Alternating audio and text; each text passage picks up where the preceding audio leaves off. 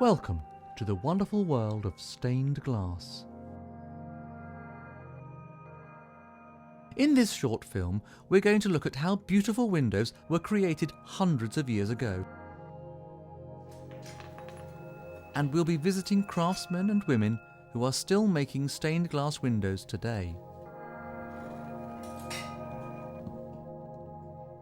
Since the beginning of time, light has been thought of as divine, and for a pilgrim visiting a medieval building such as Ely Cathedral, this would have been a profoundly moving experience. In medieval times, windows like these were very expensive. Often commissioned by kings, bishops or other wealthy donors, stained glass windows became the perfect means for illustrating stories and figures from the Bible. So how was glass discovered? Glass is a product of molten sand, which comes from a hard rock called silica, and potash, which is found in wood ash. It is said that the first glass was discovered by accident in Syria over 5,000 years ago, when some Phoenician sailors were cooking their supper over a fire. They balanced their pots on lumps of salt, and in the morning they found the sand on the riverbank, melted by the intense heat of the fire, had mixed with the salt and wood ash and turned to glass. The uses of glass evolved over the next 2,000 years. But it was the introduction of the blowing iron by the Romans in about 40 BCE that completely transformed glass production. Much larger vessels could be made in any number of shapes, and by blowing glass into balloon-like cylinders and splitting open the balloons, even thinner sheets of glass were produced. So when did stained glass windows first appear in English buildings? Stained glass window making reached its peak between 1100 and 1500. The techniques were a close-kept secret, but in the early 12th century, a monk called Theophilus began to compile a handbook of all the processes: colouring and blowing glass, mixing paint, and putting the windows together. Since then, remarkably, techniques have hardly changed. Glass is traditionally coloured by adding precious metals such as copper, cobalt, iron and gold. In England, making coloured glass didn't take off until the 1800s. But now, there is only one factory left in the United Kingdom blowing hot glass for stained glass windows. The glass blowers have to be very strong and agile.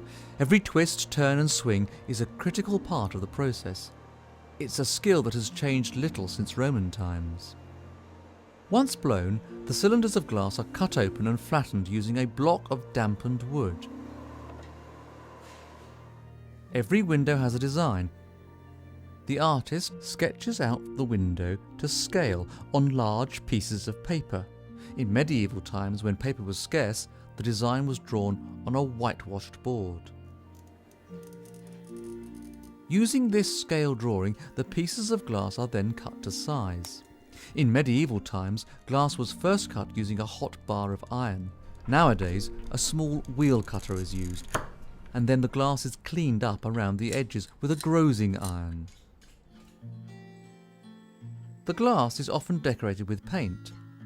Glass paint is made of powdered glass mixed with an oxide which colours it brown-black. Glass painting requires great skill and years of practice to perfect. Brushes made from animal hair such as donkey, squirrel or badger are often handmade and are selected by the artist who wants to create a particular effect.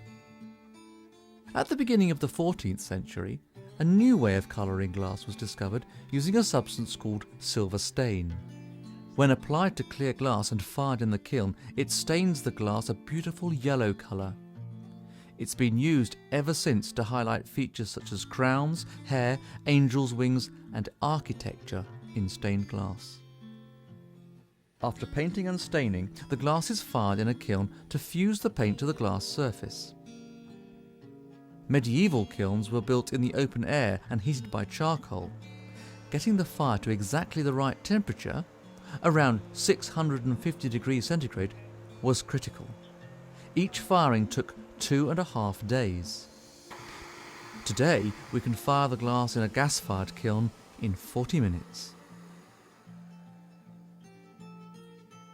Lead is the perfect material for making up stained glass windows, as it is soft, easy to cut, and rust-proof. Sadly, there is very little small-scale production of lead casting left in England.